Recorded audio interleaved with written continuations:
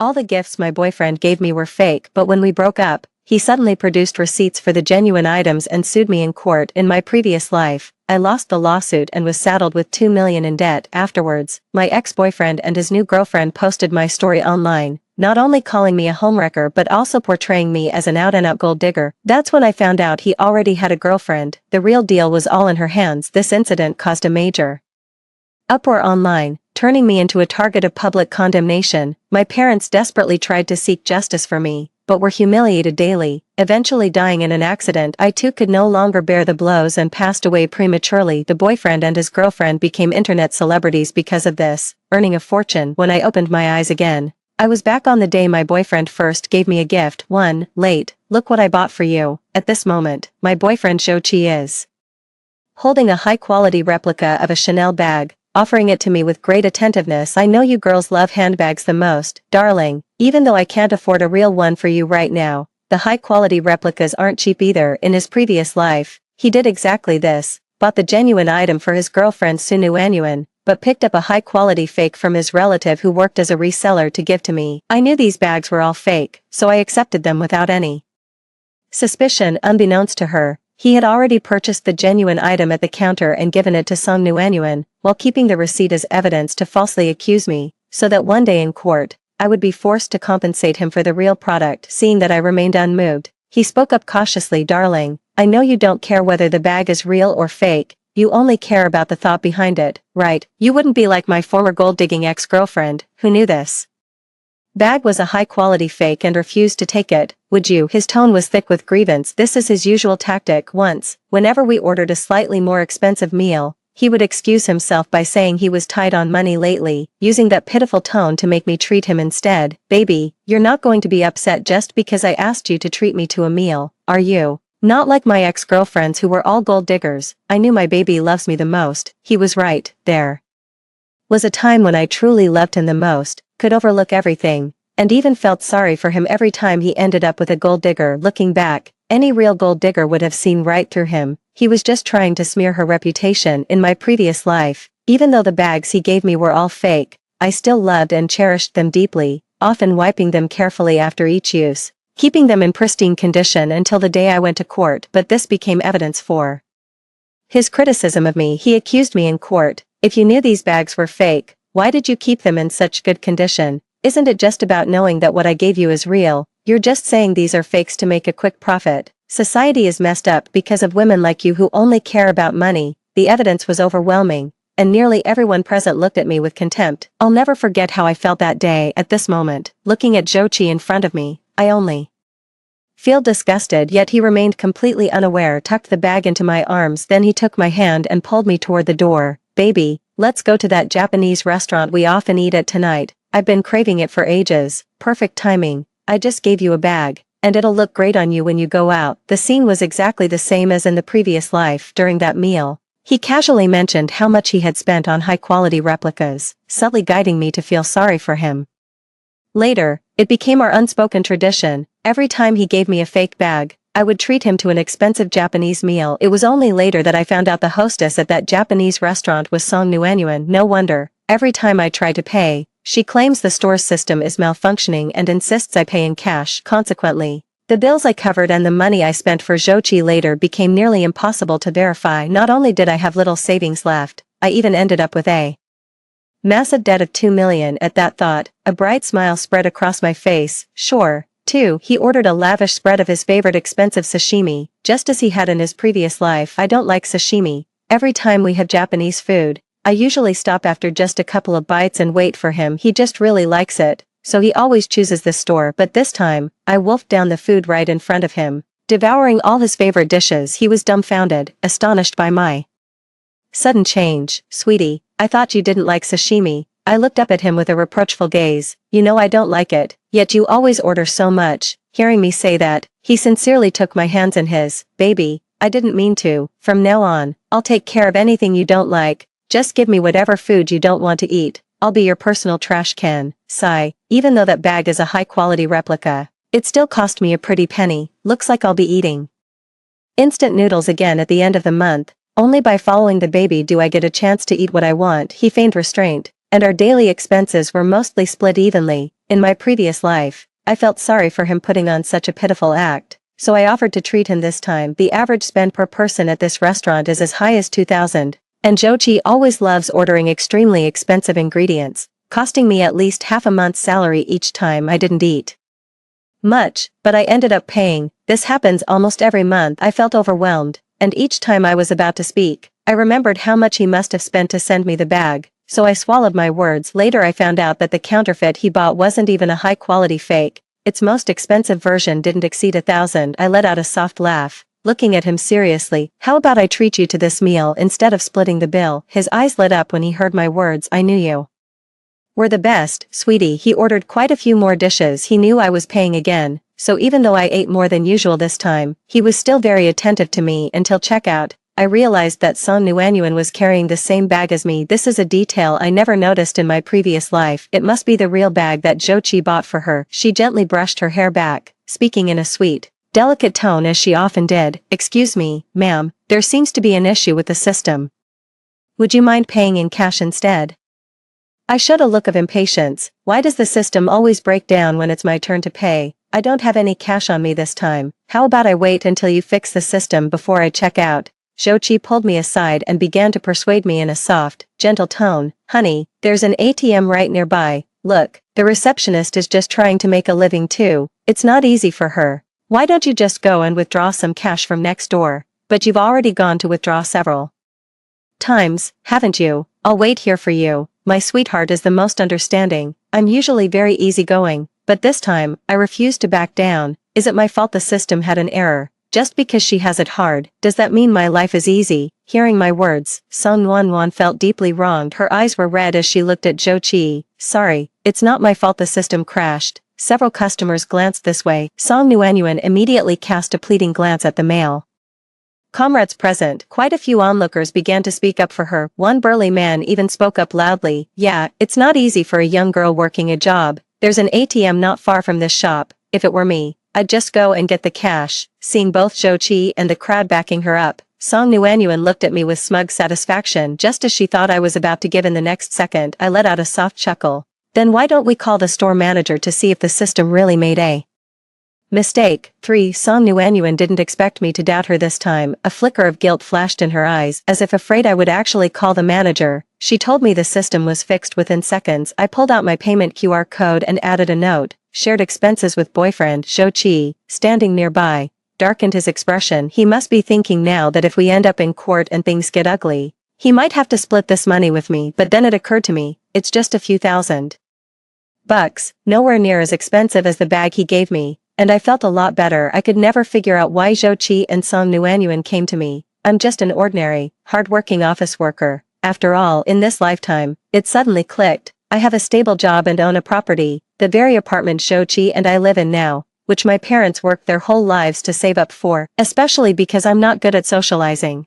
and my parents are both honest, simple people, naively pitiful. His intentions in pursuing me were never pure from the start. After this, I not only stopped using cash for payments, but even started noting every transaction as a shared expense with my boyfriend. Jochi saw that he couldn't gain any extra benefits from me, so he started giving me bags and jewelry more frequently. Afraid I wouldn't accept it, he made a point of verbally emphasizing to me every time that what he bought was indeed counterfeit. He thought his plan was flawless, but little did he know I had installed surveillance cameras at home from the moment I was reborn. That is, until my birthday. He presented a hefty, solid gold bracelet, offering it to me like a treasured prize. Baby, this is the birthday gift I got for you. I declined as I usually do. I can't. It's one thing to accept your fake bags from you normally, but how could I possibly accept your gold? But then he ruffled my hair. Silly. This is just gold-plated silver. It's not expensive. What's a little money spent for?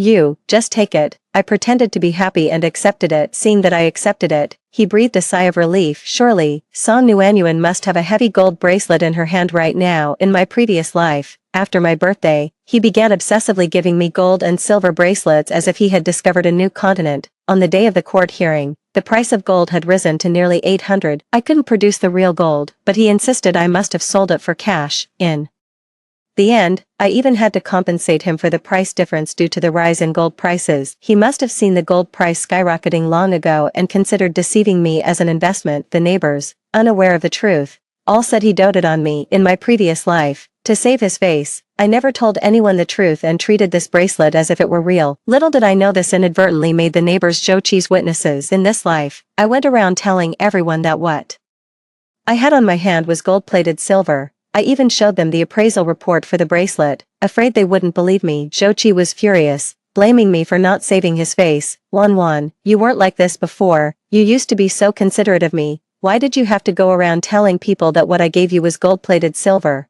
Aren't you afraid they'll think I'm stingy with you? I pretended to be naive and asked him back, honey, you don't actually want me to tell the neighbors that the gold bracelet you gave me is real, do you? He was left speechless, suppressed his anger, and deliberately gave me the cold shoulder for several days. In my past life, I would have eagerly run to him to make up, but in this life, I just feel a sense of relief. What's more, I discovered that Song Nuanyuan lives in the same neighborhood as me. These past few days, Jochi and I have been in a cold war, so he's been staying at her place. Song Nuanyuan wears gold and silver jewelry every day, carries designer bags, and packages herself like a genuine socialite. Seeing me tell everyone that the bag Jochi gave me was fake and the jewelry was gold-plated silver, she specifically built good relationships with the neighbors, pretending to feel sorry for Jochi. Sigh, the bag Miss Wan is carrying looks genuine to me, and those gold pieces definitely appear to be real. Maybe her boyfriend was afraid she'd feel stressed, so he gave her the real thing but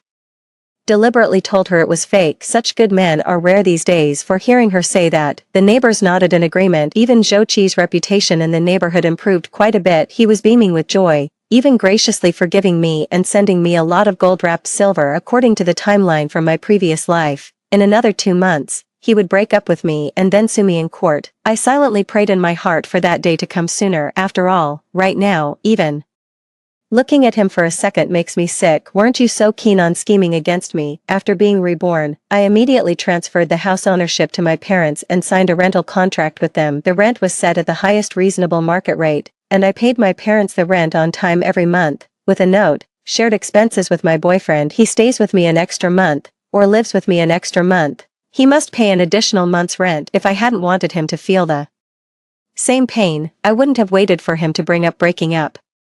Sure enough, 2 months later, he broke up with her. I readily agreed. He was somewhat taken aback. Aren't you going to ask me to stay? It seems you don't love me as much as you claimed. Without me, you'll never find another man as generous to you as I am. I smiled faintly and showed him the door. I sued him before he could sue me. He lived with me for over 2 years, with a monthly rent of 6,000 yuan. He was responsible for half, 3,000 yuan per month, amounting to a total of 80,000 yuan. I paid 100,000 yuan for our shared expenses first, so he owes me 50,000 yuan. He transferred the 130,000 yuan to me with great resentment. The next moment, a confident smile spread across their face. I wasn't going to argue with you this much, but you forced my hand. Like in the previous life, he sued me with a single document, presenting gift receipts totaling over 2 million. He has only one request, that I return all the gifts. I returned all the counterfeit goods he gave me to him, just as he wished.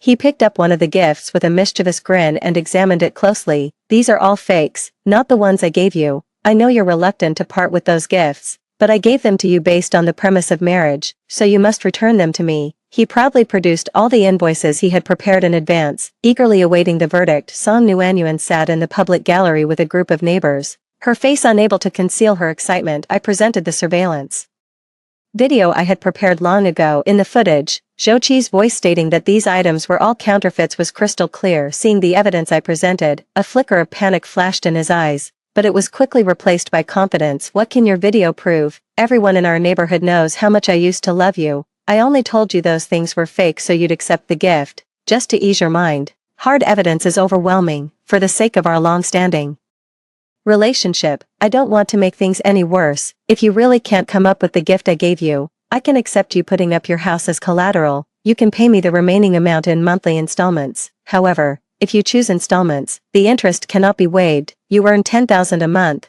with interest included. You should be able to pay it off in a little over a decade. He spoke with complete confidence, even starting to lay out my repayment plan. I laughed out loud. Even if this video doesn't prove anything, but how can you be sure I don't have other evidence? 5. With those words, my witness took the stage. He stared in disbelief as his relative, who worked as a personal shopper, became my witness, watching helplessly as all the evidence against him was laid out on the table. Not only are there transaction records with him, But even chat logs detailing how he plotted against me. I asked him back with a smile, didn't you say you only buy genuine products? If what he gave me is genuine, then what about all those things at Song Nguyen's place? He was emotionally agitated, hurling insults at me without pause. The evidence wasn't even fully presented yet when I pulled out his chat records with Song Nguyen. Although he always deletes it promptly, there are always one or two instances where he slips up. Song Nguyen's face turned pale and then flushed as she looked at these chat records. Even the neighbor who came with her looked at her with disdain.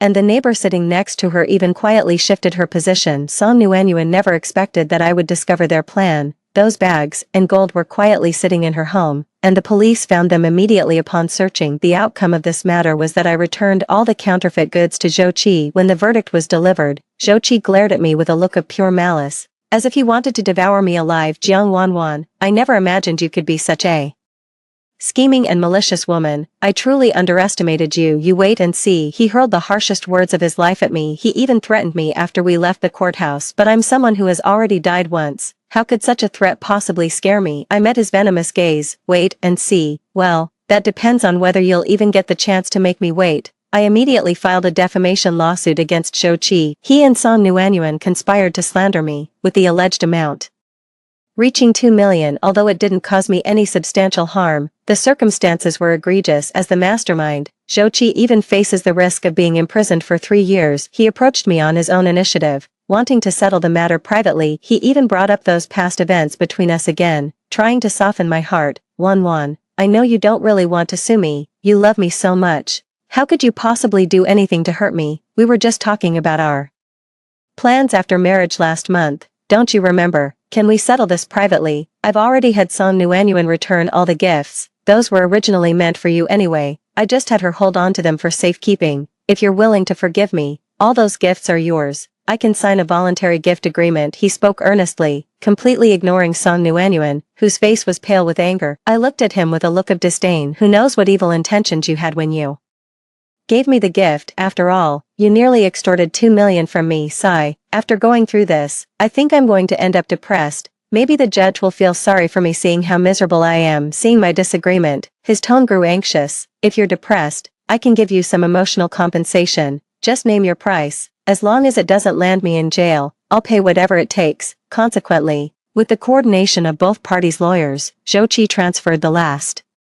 80,000 yuan from his bank account to me. He doesn't want to go to jail, and frankly, I don't want him to either. Letting him off easy in prison is too good for him. The pain he's suffering now is not even a fraction of what I endured in my past life. Thinking of all the suffering my parents and I endured in my previous life, I wished I could send Zhou Qi and Song Nguyen straight to hell. 6. Seeing me relent, Zhou Qi also breathed a sigh of relief. He took back all the luxury items he had given to Song Nguyen and sold them to a second-hand store to recoup some of his losses. He used a portion of the money from loans and credit card cash advances to buy luxury goods over the past 2 years. Now that he hasn't managed to scam me, he can only try to recover his losses and pay off the credit card debt. He doesn't want to become a person on the list of dishonest debtors. My neighbor told me that before Zhou Qi sold those things, Song Nguyen threw a huge tantrum. What do you mean by this now? After scamming Jiang Wanwan, you come to scam me?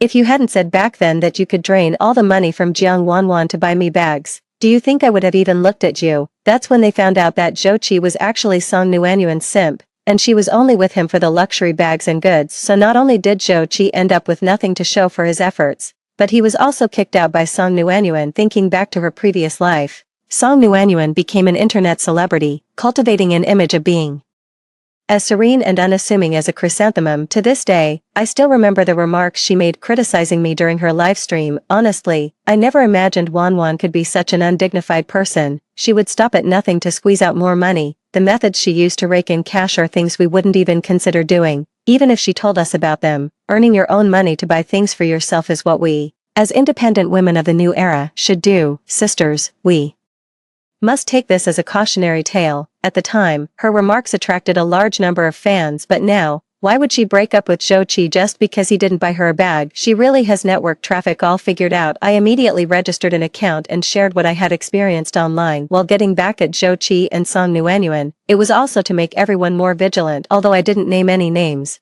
Song Nguyen had invited quite a few neighbors to attend the court Hearing back then, they saw that I posted about this online and flocked to my comment section to show their support. The power of netizens is immense. Soon, they even managed to locate Song Nuanyuan's account. At this moment, she's still a minor internet celebrity, live streaming every day asking her fans to send her gifts. When her comment section got flooded, she thought she had finally gone viral. Even though the comments section is full of criticism, she's thick-skinned enough to try and ride this wave of controversy for attention. But soon, she realized something was wrong. Walking down the street, she would be pointed at and gossiped about. When buying vegetables, she would be pelted with leafy greens by the older women. Even when returning home, there would always be some filthy, unidentified substance smeared on the door. This was merely the tip of the iceberg of what I experienced in my previous life. She lost her job at the Japanese restaurant, couldn't take it anymore, hid all her suggestive videos, and then posted a clarification video online. I didn't name any names when I shared it, but the statement Song Nuanyuan released might as well have posted Zhou Qi's ID number directly. I was deceived by Zhou Qi too.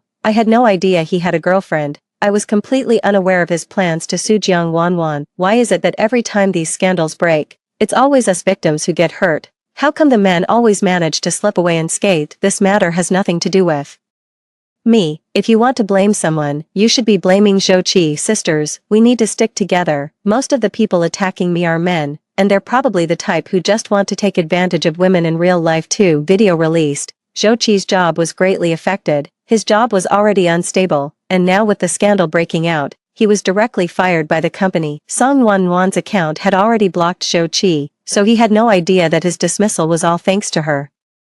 Now, he was not only penniless but also lost his source of income. He had nowhere to go, so he came back to me, as attentive as he once was when pursuing me. Wanwan, are you still mad? Can I come home now? 7. Don't worry, I'll pay the rent this time. I'm a man, and I should take responsibility. I really know I was wrong this time. He walked into our former home as if he owned the place. Just as I was marveling at how the furnishings were still the same as before, I saw my parents sitting in the living room. The elderly couple took leave and rushed over overnight after learning I was filing a lawsuit. They had long heard from me about Zhou Qi's glorious deeds and were eyeing him with disapproval, but Zhou Qi seemed completely oblivious to the change in my parents' expressions, just casually introducing himself to them as if they were old friends. I stopped him, took out my phone, and showed him Song Nuanyuan's account. He froze, staring in disbelief at the video of Song Nuanyuan tearfully making her accusations, his hand holding the phone trembling uncontrollably. How could Nuanyuan possibly? He was reluctant to believe that Song Nuanyuan would do this to him. After all, most of what he had done was for Song Nuanyuan's sake. If it weren't for Song Nuanyuan saying she liked luxury bags, he would never have risked coming out to deceive people for Song Nuanyuan. He even cashed out his credit cards and the like to buy bags. He's only taking back those bags and paying the money now to avoid being labeled as untrustworthy. Didn't I tell her I would have given those bags back to her eventually? Why did she have to ruin me? No wonder all my relatives and friends have been ignoring me. No wonder the company fired me. His legs gave way, and he collapsed to the floor. My dad grabbed the mop nearby and swung it at him, driving him out. He was in a wretched state, yet still pleaded for my forgiveness outside the door. Song Nuanyuan is live streaming right now, so I kindly open the stream and turn the volume to maximum, making sure he can hear it clearly outside the door. In the live stream room with tens of thousands of viewers, Song Nuanyuan's voice involuntarily rose in pitch. Everyone, the truth is Zhou Qi has always had feelings for me. He said himself that he would do anything for me as long as we could be together. I only accepted those gifts because he insisted on giving them to me. Who knew he was trying to set up his own girlfriend? Sisters, we women should still aim for upward social mobility. Otherwise it's easy to end up meeting these low-quality men, but the guys in my livestream are definitely all high quality. Of course, thank you for the gifts, big brothers. If you'd like to hear more stories about me and Zhou Qi, feel free to join my fan group. Just light up my fan badge to get in. Gradually, the sound of Zhou Qi's pleading faded away outside the door. I just closed the livestream. Actually, I had always known he would come back to me. He is meticulous with me and won't be willing to compensate me fully from his savings, so I've recorded and saved almost every video released by Song Nuanyuan, including her previously posted suggestive videos. I packaged these videos and sent them anonymously to Zhou Qi. Although he lacks any real ability, he has an inexplicable possessiveness over women who don't belong to him. I wonder what he'd think if he saw Song Nuanyuan flirting with his brother online while still keeping him on a leash. He couldn't even bear it back then, let alone now. when he was nearly ruined by Song Nuenyuan. Sure enough, it didn't take long before they started turning on each other. Zhou Qi also registered an account. Not only did he post online all the chat records where Song Nuenyuan hinted him to buy luxury goods, but he also uploaded the audio recordings of Song Nuenyuan plotting with her to trick me. Song Nuenyuan's voice was sweet and coquettish, but the words she spoke sent a chill down my spine. Brother Zhou Qi, it seems the only female homeowner living alone in our community is Jiang Wanwan. She's so young and already owns a house. She can't be a good woman. Deceiving her would actually be doing society a favor. But brother Zhou Qi, you mustn't fall in love with her over time. Nuenyuan will be heartbroken. Once I get the money, I'll make sure to treat you right, my dear. 8. After Zhou Qi released the audio, it was clear that he had completely severed ties with Song Nuenyuan. The more they tear me down, the more sympathy I get from netizens. This is the first time in my 2 lifetimes that I've witnessed the entire process of them plotting to harm me. I just feel it's blinding. Later, Zhou Qi even compiled the entire process into a PowerPoint presentation. The PowerPoint spread rapidly, instantly trending locally. Their reputations in the city are completely ruined. Song Nuenyuan was relentlessly attacked online. Every time she went live, her stream got reported, her account was banned from posting, and the money she recently earned by pandering to female audiences was frozen in her account, inaccessible. Yet, Zhou Qi still didn't seem satisfied. He discovered that over the past 2 years, Song Nuenyuan had secretly arranged several meetings with Big Brother. Even the job at the Japanese restaurant before was only found thanks to my older brother. He broke down, thinking Song Nuenyuan was merely fond of material things, but he never expected that his own head had already become a lush green meadow. He had always believed Song Nuenyuan was pure and virtuous, enduring humiliation for their happy future. She loved him deeply, yet he never imagined Song Nuenyuan would be so flirtatious with every man. So, one night, he rushed to where Song Nuenyuan was living, forced open her door, and poured concentrated sulfuric acid onto her face. Song Nuenyuan was completely disfigured, with numerous scars from sulfuric acid corrosion covering her body. Seeing Song Nuenyuan in that state, Zhou Qi laughed maniacally. Serves you right for being so provocative. Let's see how you'll go behind my back to seduce other men now. You love live streaming so much, don't you? Go ahead and stream now. Let everyone see what a pathetic state you're in. You've ruined me. I'll make your life a living hell. Ignoring Song Nuenyuan's wails, he took pictures of her miserable state. The neighbors, awakened by the commotion, were all shocked by Song Nuenyuan's appearance. Zhou Qi knew he could no longer hide the truth, so he turned himself in. An endless prison sentence awaited him. Later, I decided to buy this house and return to my hometown to live with my parents. Before leaving, I went to see Song Nuenyuan. At this moment, she was unrecognizable. Her once proud face was now covered in corrosive scars. Seeing me arrive, she was overcome with emotion. I took out a mirror and showed her the reflection of herself. This was a reality she had been unwilling to face since she was brought back from the brink. Jiang Wanwan, shouldn't you be dead already? How are you still alive? Go die. Why have I become like this? Shouldn't I have already succeeded in entrepreneurship? Haven't I already started live streaming courses, telling my girls how to become a big heroine like me? Zhou Qi, where's Zhou Qi? Where did you take Zhou Qi? Hurry up and get him to pay for my plastic surgery. She was hysterical, heedless of the risk of tearing her wounds open. I, in turn, spoke up kindly. So you're back too. Long time no see, Song Nuenyuan. Zhou Qi is in prison now. Even if he were still around, he wouldn't give you any more money. After all, it was him who made you look like this. Under her incredulous gaze, I brought her parents in these past few days. Her parents have been wandering around the neighborhood every day, telling everyone they meet that they're looking for their daughter, Song Nuenyuan. The neighbors now find the name Song Nuenyuan inauspicious, and I was the only one who told them where she is. It's not out of kindness on my part. I just heard that Song Nuenyuan's parents came to ask her for money. Since Song Nuenyuan is so eager to get plastic surgery and go live streaming, I must give her a helping hand. I merely casually mentioned in front of her parents that Song Nuenyuan is an internet celebrity, and they immediately started a live stream. No matter how hard Song Nuenyuan struggled, it was useless. She couldn't accept it. In her previous life, she had built a persona of could rely on her looks but chooses to rely on herself and is serene as a chrysanthemum, even competing on the beauty track. Yet now, she was exposed to the public in such an unattractive image. No one cares about her feelings. Even if she earns money, her parents won't give it to her for plastic surgery. She was furious and powerless, doing everything she could to provoke me. Haha, Jiang Wanshan.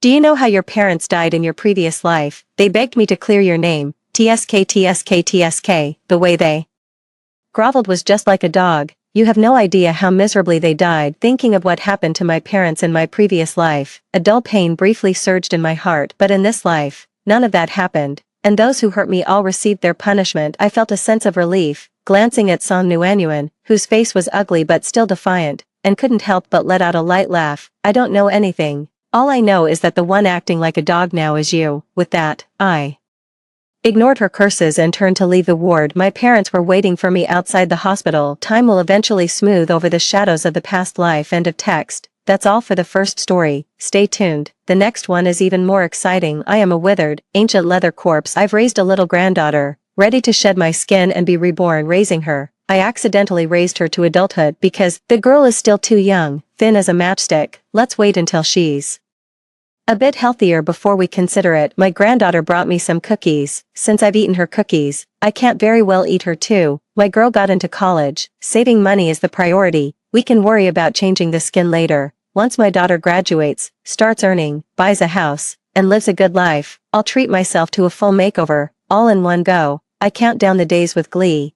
eagerly anticipating the glorious day of a new skin, but all I waited for was a dying near. In her hand, she still clutched the blood-stained admission letter. 01. Just a few days into the semester, our dorm room was already in complete chaos. First, Daoni moved her comatose grandmother into the dorm, and then things started disappearing frequently. My roommate Zhou Qing stared at the empty clothes-drying rack and screamed in a fit of rage. Who's the shameless one, desperate for money, even stealing someone else's underwear? Content type, narrative text. Zhou Qing's family was wealthy, and the items she lost were all high-end branded goods. With the temper of a young lady, she couldn't bear it and immediately began to lash out indirectly, blaming others under the guise of criticism. Such a nice student dorm, and now we have a paralyzed old woman moving in. If you want to show filial piety, why not rent a place outside? Why squeeze into our dorm? College dorms aren't your personal retirement home. I knew she was cursing at dawn. The only student from a poor family in our dorm. I'm from the same hometown as Dao and we were classmates. So I know all her secrets. Downy was abandoned in a cornfield right after birth, and it was Dao Finglian who kindly picked her up and raised her with great care, feeding and nurturing her from infancy. They rely on each other, the old and the young, sharing a deep bond. Unfortunately, just after Daoni got into college, her grandmother suddenly became paralyzed for no apparent reason. Downey had no choice but to carry her grandmother to college. But I really hate her grandmother because the old woman looks so frightening. A sallow, aged face, completely hairless, bald head and brows. It would occasionally open its murky, triangular eyes and stare straight at people. Even though I knew it was just the unconscious state of a vegetative patient, it still gave me the creeps. Daoni said her grandmother had to wear the burial clothes and embroidered shoes of the deceased to keep her soul intact. Otherwise her grandmother would die. But what do I care if her grandmother lives or dies? I certainly don't want to share a dorm room with a creepy old woman. So, that very night, I made an anonymous report. The school administrators rushed over with the dorm supervisor to inspect the room. Everyone was shocked to see a shriveled old woman lying in bed. No one knows how the old woman managed to sneak it past the dormitory supervisor. The leader kindly asked Daoni if she would be willing to move out with her grandmother, as the school could apply for an additional housing subsidy for her. But Daoni refused to leave the dormitory, crying and shouting that she would carry her grandmother and jump off the building. The school leadership was so frightened they nearly wet their pants, terrified of any fatal incidents, and never dared to say another word. In the end, it's always just me, Zhou Qing, and Luyin, three unlucky roommates who end up suffering because of an old woman living there. The entire dorm room always smelled strangely, like a pile of dead rats. I even started to wonder if the old woman had already died. Otherwise, how could she smell so bad? 02. In the middle of the night, I was half asleep when I suddenly heard a rustling sound. I opened my eyes irritably, about to curse, when I turned my head and saw Downey's mosquito net billowing. A dark figure slid off the bed. Could it be that Downey is trying to steal something under the cover of darkness? I quietly lifted my head, wanting to see more clearly. The shadow slid silently to the ground, then suddenly began writhing left and right as it crawled forward. I instantly widened my eyes. Stealing doesn't require such a high difficulty crawl, does it? At that moment, the light from outside the window seeped in, falling directly on the shadowed face. Not Dao and I, it's Downey's grandmother. The old woman crawled forward with great effort, her elbows bent as she dragged herself across the ground. Withered arms struggled to drag the waist and legs, like a snake slithering. As the body rose and fell, the black funeral shroud glowed With an eerie light, the embroidered shoes made a soft rustling sound as they brushed against the floor. I rubbed my eyes in disbelief, certain I was seeing things. When he opened his eyes again, the old woman had already climbed onto the opposite bed. Sharp fingernails scraped against the iron railing, producing a chilling, grating sound. Halfway up, the old woman suddenly stopped moving. Her bald head snapped around, fixing me with an intense stare. Two empty pant legs swayed in the breeze, dangling. In midair, I was so scared that I quickly closed my eyes and pretended to be asleep. Suddenly, a hoarse, aged voice echoed through the silent dormitory. Covering my pounding heart, I quietly opened my eyes again just in time to see the old woman straddling Zhou Qing, choking her neck with all her might. Zhou Qing groaned in discomfort, but couldn't wake up no matter what. I swallowed hard and slowly retreated back under the covers. Tonight is the ghost festival, and I might have seen a Ghost 03. The next day, I slept in until noon, only to be woken by the sound of a blender lifting the curtain. I saw Danny preparing a liquid meal. Her grandmother remained motionless in bed, like a corpse with lingering fear. I patted my chest. It really was just a nightmare. Daoni looked at me with pitiful eyes. Suna, could you please help turn my grandmother over this afternoon? I agreed without hesitation. No problem, we're from the same hometown, so your grandmother is like my own. After Donnie left, I gazed at the motionless figure lying in bed, a person now in a vegetative state, and spoke softly. Grandma, I'm going to turn you over.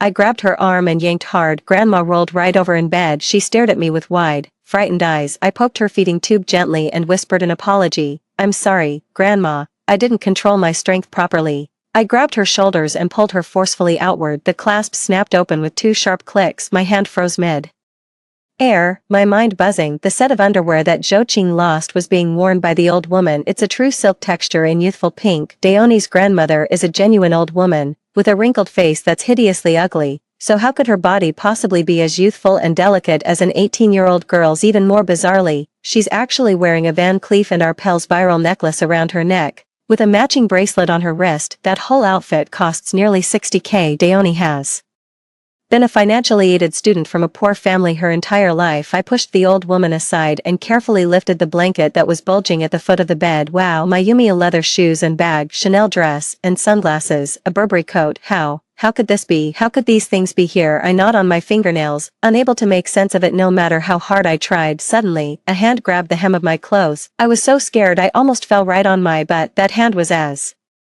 delicate as a maiden's. The old woman opened her mouth wide and strained to emit a series of sounds.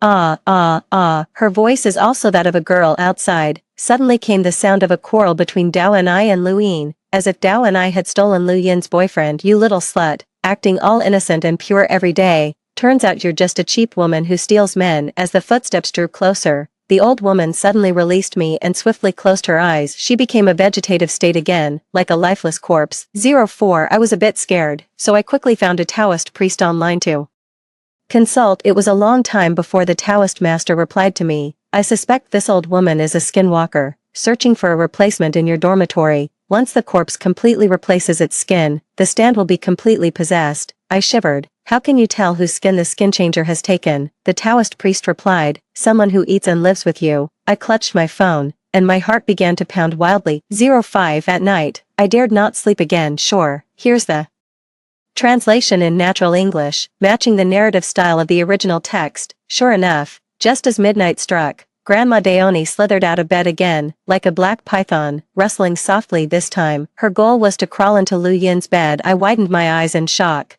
helplessly watching the old woman straddle Lu Yin and relentlessly pounding her chest. While pounding, she let out a series of cries. I didn't dare look again and quietly ducked my head back under the covers. Just as I was about to close my eyes, several cold, long fingernails suddenly pried open my eyelids. The old woman's bald head suddenly thrust close to my nose. I wanted to hide, but my neck wouldn't move at all. I wanted to scream, but my throat felt as if it were being strangled by something, and no sound would come out. The cold moonlight fell upon the old woman's sallow face beneath the bare brow ridge. A pair of sunken gray eyes stared fixedly at me. Suddenly, a foul-tasting tongue slowly emerged from her mouth and began to vigorously lick my eyeballs. A piercing, eye-stabbing pain made me shiver uncontrollably. A foul tongue lapped at my left eyeball, then moved to the right. I was in such agony that cold sweat poured down my face, and everything before my eyes turned crimson, as if the entire dorm had been drenched in blood. The old woman licked while shouting with her foul-smelling mouth,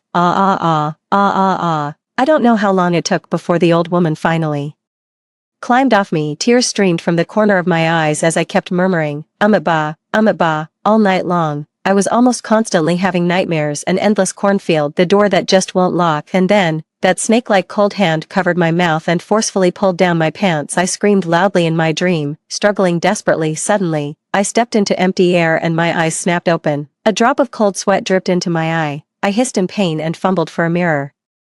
From under my pillow, my eyes were crisscrossed with dense, red veins. As I turned my head, I saw a dark, hand-shaped bruise circling Zhou Qing's neck and beneath Lu Yin's collar. There was also a faint row of black marks. It wasn't a dream, it was real. I was so frightened that I broke out in a cold sweat, shouting excitedly, "Can't let the old woman stay in the dorm anymore. She's a skin corpse, trying to seize Danny's body." Zhou Qing and Lu Yin stared at me like I was a fool. "What are you talking about? Seriously, you must be dreaming. What skin corpse? What flesh body? Did you watch a horror movie last night?" I rolled out of bed, pulled up the Taoist priest's chat history to show them, and then laid out all my recent observations and deductions for the two of them. Zhou Qing's eyes nearly popped out of her head. "Don't scare me. Supernatural beings aren't allowed since the founding of the People's Republic. How come I can't see any black mark on my neck?" Lu Yin was also skeptical. "That sounds too far-fetched. It can't be that serious. Besides, what happened to Daoni and her grandmother has nothing to do with us. You two are from the same hometown and get along well. But she stole my boyfriend. Why should I help her?" Zhou Qing rolled her eyes and said, "Can a Taoist priest you find on Taba for 50 yuan really be reliable? Besides, why should I help a thief?" Suddenly, the old woman on the bed let out another sound. I was so anxious I broke out in a sweat. "Listen, does this voice sound familiar? Doesn't that sound like Daoni's voice?" The old woman who steals things and steals other people's boyfriends is the skin corpse granny. The real Daoni is trapped inside the old woman's body. Once the head swapping is complete, Daoni's physical body will be completely possessed. Zhou Qing, being bold, rushed to the bedside and whispered, "If you are Daoni, make one sound. If you are not, make two sounds." After a brief, deathly silence, a desperate sound pierced the air. 06. Lu Yin asked again, "So, the current Daoni is actually your grandmother?" The old woman's eyes flashed with agitation, and she forced another from her throat. The three of us gasped in unison. Zhou Qing was utterly perplexed. "Then what does that mean?" I blurted out. "She might be saying, 'Help me.'"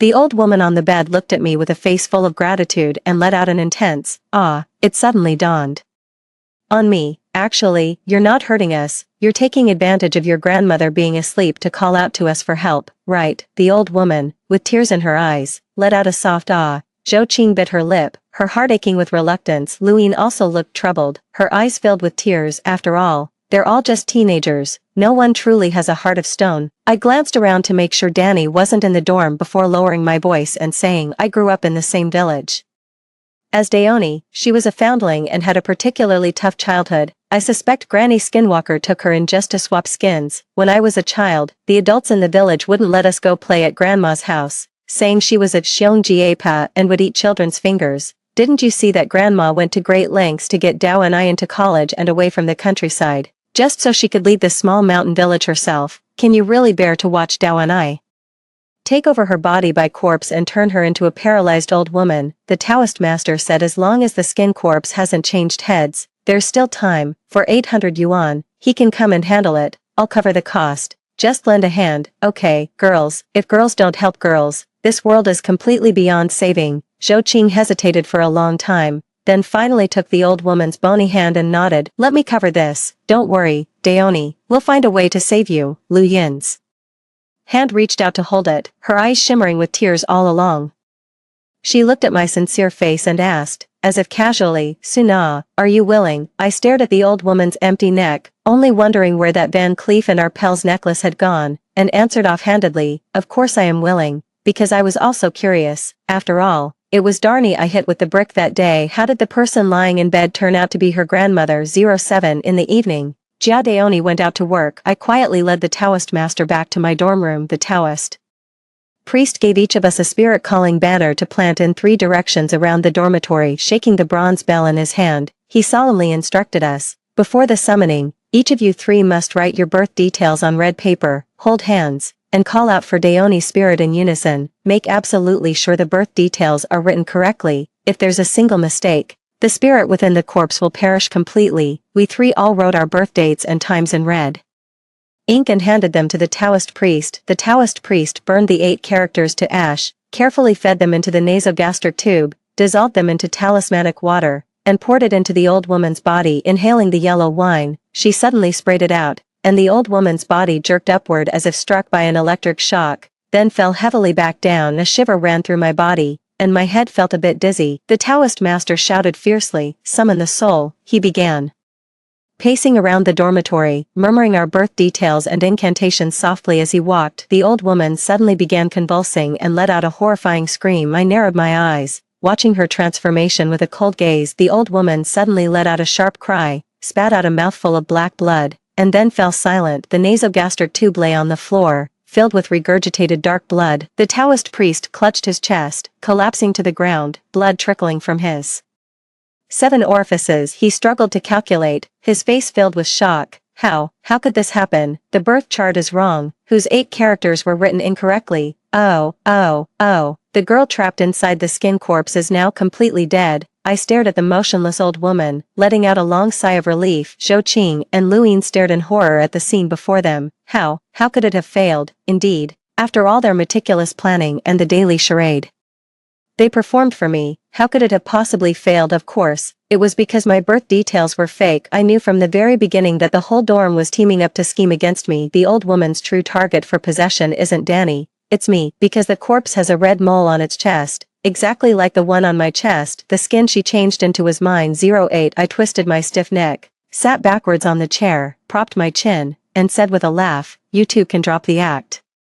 It would take at least 2 people to sneak in a comatose old woman. Since I'm not Denis' accomplice, that only leaves you." The essence of cursing isn't in what she says, but in the tone she uses. Every time you two finish scolding Dao and I, you can't help but secretly glance over with a guilty look. "Luyin, you don't even have a boyfriend. Who is Daoni trying to steal? You two naive sweethearts, your acting is truly dreadful. And you wretched priest, you're not the one I found online at all. I told you I live in Building 8, female dormitory, but you managed to walk straight to the entrance of Unit 6 and find me precisely. You're putting on such a grand performance. What you really want is my birth date, isn't it?" Daoni has become a vegetable, and her grandmother possessed her body to take her place at school, but in the long run, the old woman's original body will die sooner or later. So now you all want to gang up and try to take over my body, is that it? I'm away at college in another city. Even if my mom notices something off about me later, she'll just think I've grown independent and gotten a bit full of myself. What's even more outrageous is that Dao and I can just disappear without a trace. How is my mom, a rural woman, supposed to find her daughter? You're truly vicious.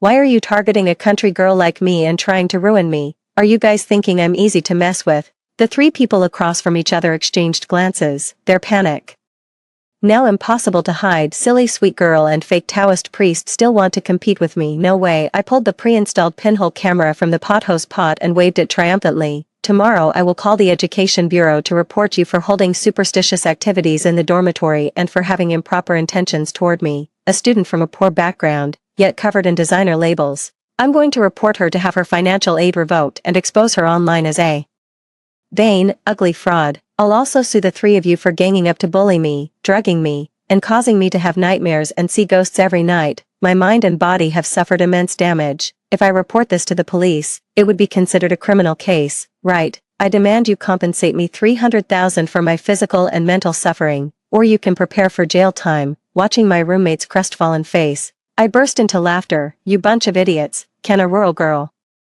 like Daoni really afford a blender that costs over 10,000? The old woman was a cripple. Even after taking over Danny's body, she couldn't shake the habit of walking with a limp. If you observe anything closely enough, flaws will always reveal themselves. From the very first day I moved in, I knew this Daoni was a fake, because the real Daoni, on the day she received her admission letter, I had already beaten her to the brink of death. Not only that, I also stripped her dress completely off, creating the false appearance that she had been assaulted and killed. Because Donnie is the person I despise most in my entire life. 09. The first time I wanted to kill Dao and I was when I was 9 years old. My mom went to pick corn, and I'm doing my homework alone at home. The old bachelor Lu Wen, familiar with the village, slipped in quietly. Seeing my mother wasn't around, he grabbed me by the arm, reeking of alcohol, and dragged me toward the bed. I screamed in terror, kicking and thrashing Wildly, Luwen grabbed my hair and slammed my head against the wall. After a few hits, I was dazed. In my dazed state, I heard a clear, sharp shout, "Grandma, bad guys, there are bad guys in Suna's house." It was Daoni's voice. I was wide awake in an instant. Luwen was still trying to pull down my pants. I sank my teeth into his shoulder with a vicious bite, my whole body trembling. Granny Daoni charged in, sickle in hand,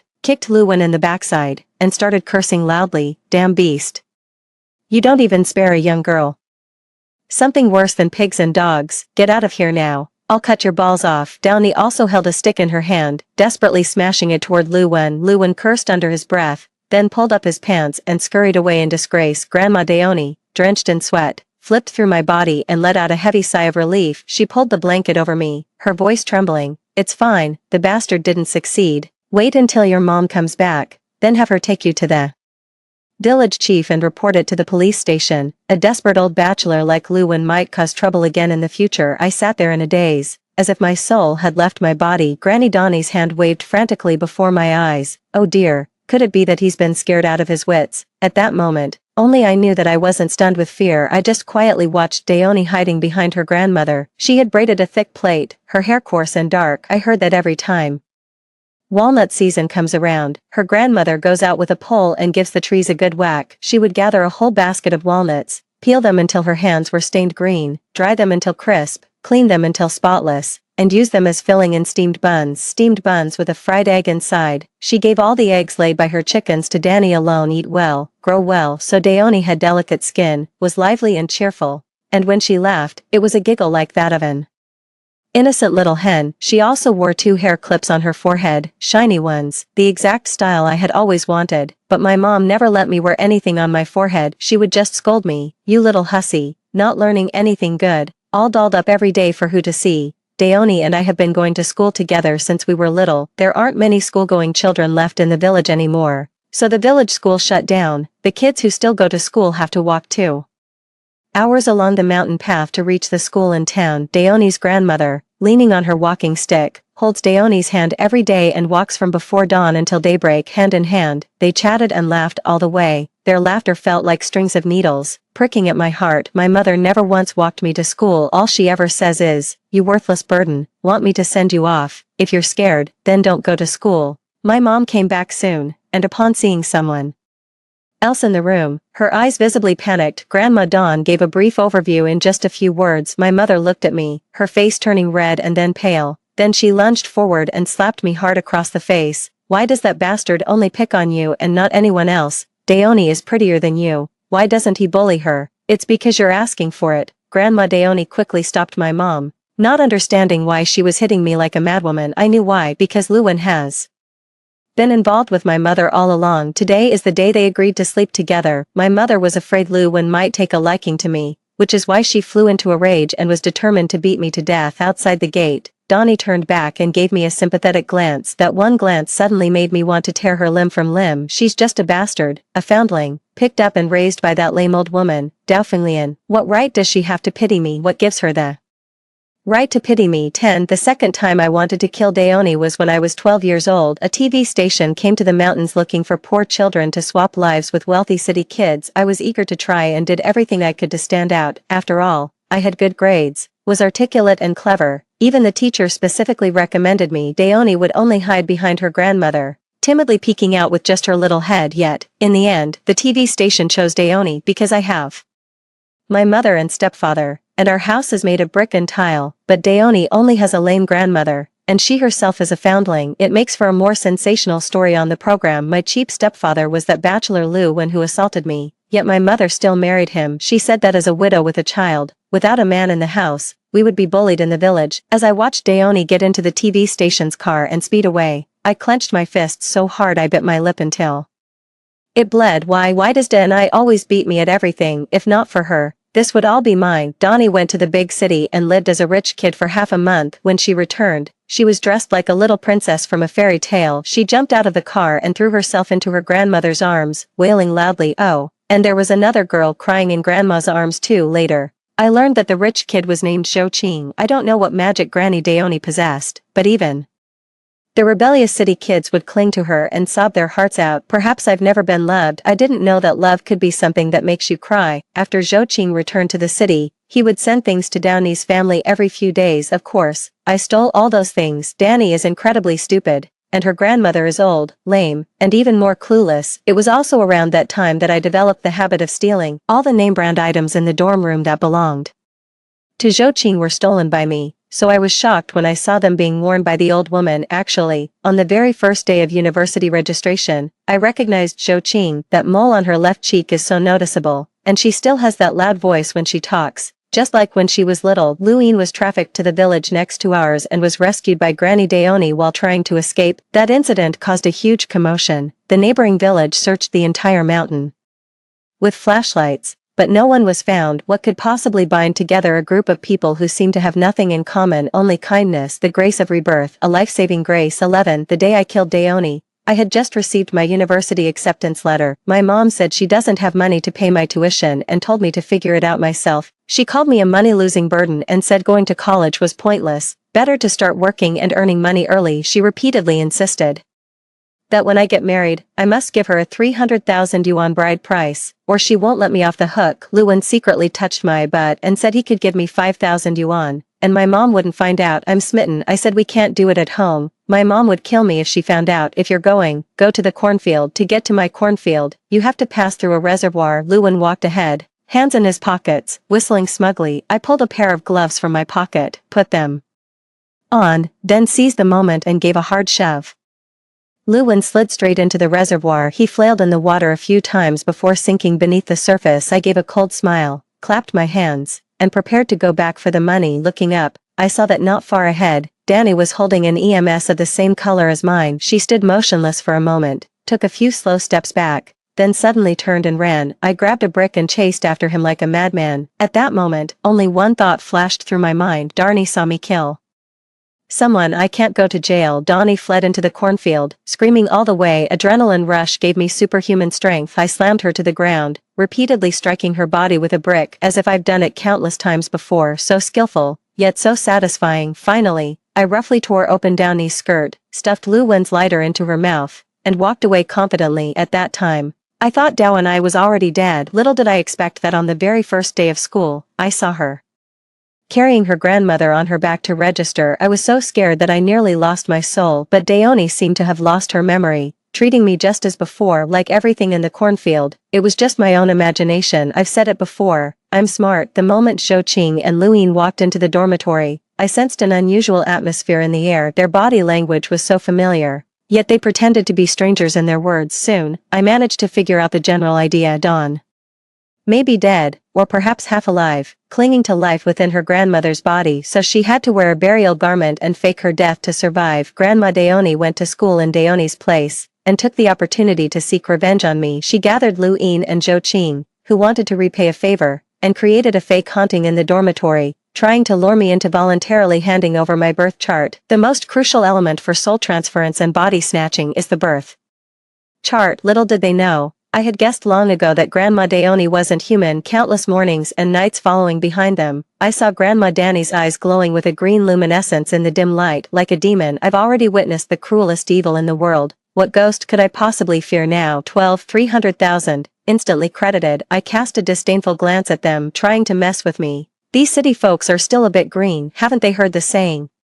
Barren mountains and turbulent waters breed fierce folk. I pushed open the dorm room door triumphantly, but my smile instantly froze on my face. Outside, how could it be completely dark outside? I turned around and saw that the girls' dormitory had vanished as well. A bright and soaring chant suddenly flooded my ears from all directions. Ritual. Wasn't the ritual a failure? I covered my ears and knelt blindly in the darkness, my head throbbing as if it were about to burst. Fear was like a stinking shroud, tightly wrapped around me. Zhou Qing's voice came from above. Have you completely forgotten your mother? I sent her a small red packet of 200 yuan, and she immediately forwarded your lunar birthday to me without any delay. Suna, you're far too arrogant. The truth is, we wanted you to believe you had it in the bag, so you'd let your guard down, because what we truly need is just those 3 words from your lips, I do. I looked up in terror and suddenly saw 2 bean-shaped beams of Light following the light, I saw the dormitory bunk. Above the bunk, a large talisman was pasted, fluttering gently as the Taoist priest's incantation grew lower and more somber. In a flash, I had guessed what it was. Those two beams of light were a pair of eyes. I'm trapped in an old woman's body. Despair coiled around my neck like a snake, squeezing the life out of me. When I came to, I was lying on a narrow bed, completely paralyzed. All I could do was desperately roll my eyes, trying to take in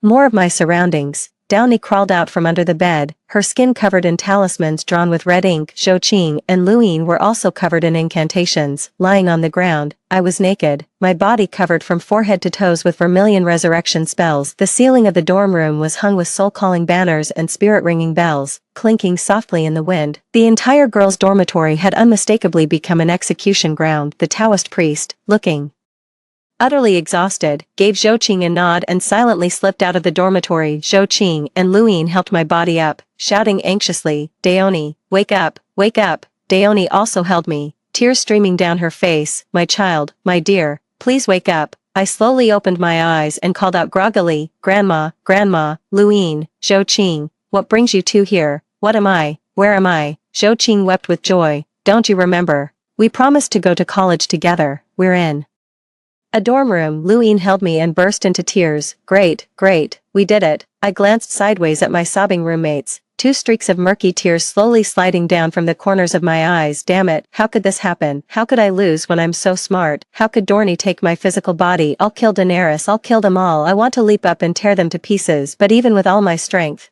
I could only manage a feeble tremble due to being overly excited. I ended up wetting my pants. The next morning, I was carried on a stretcher by two caregivers and taken to the nursing home. Beneath the morning sun, four flower-like girls huddled together, laughing and crying through their tears. For the first time, I realized how beautiful my smile could be. It's a shame we'll never get to see it again. I just haven't had a chance to tell my mom yet. I know she's always wanted to have a son with Luwen, so I put birth control pills in their water jug every day. They will never be able to have a son. Only then would I have the chance to continue my studies and escape the clutches of my mother and Luwen. On the morning I left, I put rat poison in the boiling porridge. I wanted to poison my mother, but she pulled out a stack of crumpled bills from under her pillow and stuffed them into my arms without even counting them. "Get lost, you little debtor. Find a good man in the future. Don't end up as unlucky as your mother." My nose tingled with emotion, and I poured the porridge away. My mother glanced at me, a flicker of fear in her eyes, then fled out the door as if for her life, hoe in hand. What a shame, so close yet so far. I always fall short at the last moment. 13. Extra. The Confession of Dao Finglian. I am a living corpse who has lived for 236 years, living in disgrace, neither human nor ghost. The heavenly Dao's punishment for my skin changing requires the host's voluntary consent,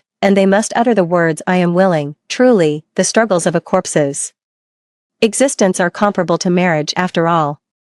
Only an unlucky soul who no longer wishes to live would willingly hand over their own body. Now, I am called Dao Finglian, an elderly woman with a lame leg. For the sake of my skin-changing project, I took in an infant girl and named her Dao, and I'll wait for the right moment to coax her into saying I do. So, I spared no effort to pamper her, making her fair, soft, and beautiful. Childhood was frail for an heir, and I had no breast milk, so I had to resort to my secret skill, digging graves everywhere to find burial goods, selling them to buy formula to keep her strong and healthy. I dragged my old bones into the fields to catch loaches for her porridge, and ventured into the mountains to catch snakes for soup. My daughter's hair was thinning, so I swung a pole to knock down walnuts for her, bought black sesame seeds to grind into paste for porridge, and insisted she drink 2 big bowls. I spent all my life savings on food and things for my daughter. Watching her grow day by day fills my heart with joy. Every night, when the warm little girl snuggles in my arms, I ask her, "Sweetie, would you be willing to let Grandma use your body in the future?" She always nods earnestly and answers in her sweet, childish voice, "Grandma, I would." You see, indoctrination starts from a young age. Near has to go to school, and the mountain path is damn long. I'm so worried something might happen to my precious backup body that I escort it with a flashlight every day. Seeing me limp, Near's heart ached so much that tears fell straight from her eyes. She said, "Grandma, I won't go to school anymore. I'll stay home and help you with the work. You don't have to go through all that trouble picking me up and dropping me off." I was so angry I nearly couldn't catch my breath. "What do you know? I work this hard just so you can study well and make it out of these mountains. Reading may not be the only path for girls, but it is certainly the one with the lowest cost and the highest return.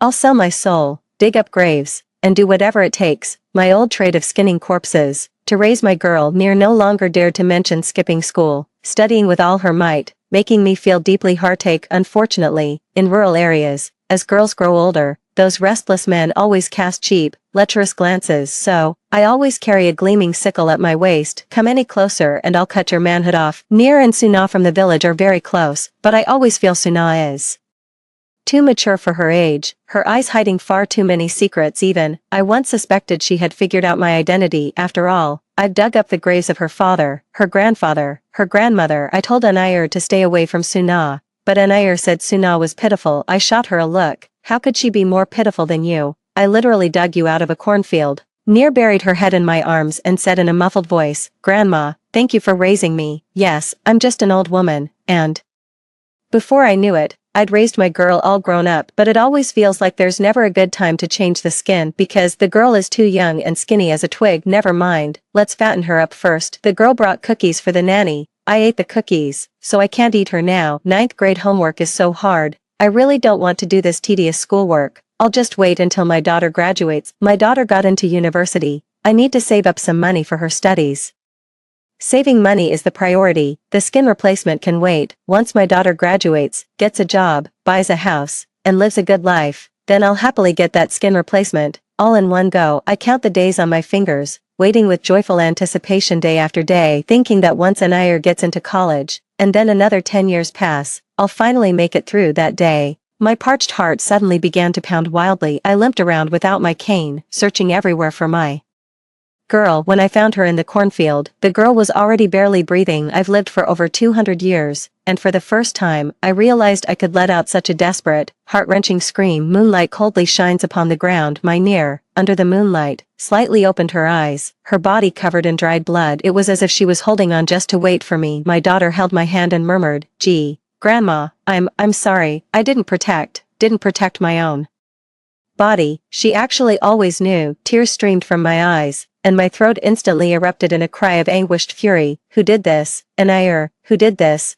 Near slowly exhaled 2 words, Suna. Grandma, you need to be careful of her. Suna screamed wildly while smashing the doll. How dare you look down on me? You're just a bastard, an orphan. I know the old woman is a skin corpse. She's keeping you for your human skin. I'm going to smash you to pieces, so the old hag can never change her skin again. I've grown accustomed to dynastic changes and the cycle of birth, aging, sickness, and death. I also thought I had long grown accustomed to the inherent evil of human nature and the coldness of the world. Just the name, Suna, sent a bone-chilling shiver down my spine. How could a young girl harbor such malice? Since she ruined my body and harmed my granddaughter, she'll have to repay the debt with her own flesh. I called the other 2 girls as fate would have it, Dao Finglian turned out to be Zhou Qing's childhood nanny. She broke her leg while saving the young Zhou Qing, and her employer gave her a severance payment before dismissing her. Who would have thought that years later, destiny would bring us together again? By the time I took over Dao Finlian's body, it was much later. Since possession also grants the host's memories, I naturally grew close to Zhou Qing. As for Luyin, she was a young girl who had been trafficked into the mountains. I hid her in the cellar and then secretly helped her escape outside the police car. She and her parents kowtowed frantically towards me, thanking me for my immense kindness. Without it, the young girl's life would have been ruined in this remote mountain village. Although I am a leather corpse, I have always cultivated good karma, and now it's finally time for it to pay off. Zhou Qing spent a fortune to heal Nir's body, but Nir's soul is already incomplete. Even if her life is forcibly prolonged, she would merely be a vegetative patient lying in bed. I can't let my Nir become a vegetable at such a young age. She hasn't even seen the outside world yet, hasn't begun her wonderful life. How can she become a zombie? The human body is like a machine. Once it stops functioning, it begins to decay and rot bit by bit. I expended most of my cultivation to forcibly seize a body, allowing my soul to enter Nir's physical form and maintain the normal operation of her body. I then transferred Nir's soul into my own body, dressed in burial clothes, clinging to life while waiting for the right moment to seize Suna's body. The girls' dormitory building is the most suitable place to perform the soul-seizing ritual. This place is a gathering point for yin energy, filled with vibrant young girls. A continuous, flowing spring of life slowly nourishes Nir's gradually withering soul. Most importantly, Zhou Qing, Lu Yin, and I are willing to offer 10 years of our lifespans as a tribute to Nir. If we succeed, it will kill 2 birds with 1 stone. If we fail, I will die from a backlash, and Zhou Qing and Lu Yin will each lose 10 years of their lifespans. We have to take a gamble, bet on Suna's insatiable greed and cunning, and on her money-obsessed mother. Good thing we won. I gently wiped the sweat from Dao Finlian's forehead and slipped Lu Wen's lighter into her mouth. You see, in the end, didn't I still get an Ayer's body? Isn't this, in its own way, a perfect ending? In the nursing home, everyone praised Dao Finlian for her good fortune, having such a filial granddaughter who visits her every week. She even gives the caregivers red envelopes every single time, making sure they take the best possible care of her grandmother. Whenever someone praises me, Dao Finlian would always get so angry that her eyes bulge out, and her phlegmy throat emits a painful, rasping sound. She knew, of course, that I wasn't here for a friendly visit. I was here to inspect the prison. I had to make sure that the prisoner, Suna, was staying obediently and securely within the physical prison of Dao Finlian.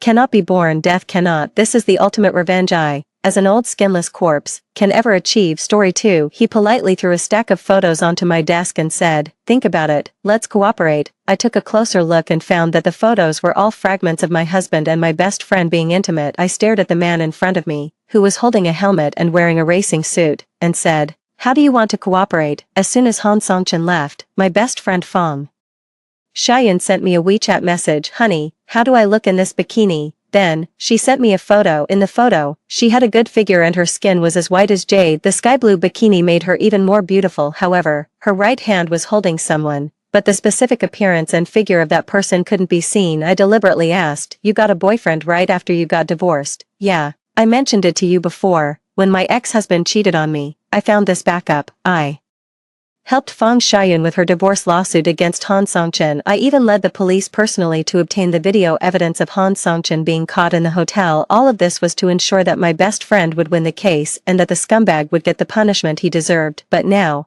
I'm the clown, because the backup my best friend found is my husband, Gucci, in the photo. The ring finger of that hand was still wearing the same couple ring as mine 3 days ago. Feng Xiaoyun said she wanted to go out and relax. She took my arm and acted coquettishly. Shuang, come with me, it's so lonely to go alone, but I really couldn't spare the time. I happened to have another case to deal with these 2 days. I refused, saying, be good, I'll go with you as soon as I finish my work. At that time, Feng Xiaoyun stared at Gucci, who was cooking for us in the kitchen, in an ambiguous way and said, then let your husband accompany me. I tapped her on the head and said, get out of here. She had always been outspoken and liked to joke, so I didn't pay much attention. Upon hearing this, Gucci was suddenly stunned. Then, he turned around holding the cooking spoon and said with a smile, Xiaoyun, stop joking, I'm really busy with work and don't have the time to amuse you too. Feng Xiaoyun pouted and protested, you two, as a couple, just don't care about me, now that I think about it. She said that on purpose to Gucci. Gucci also doted on her. That night, he told me he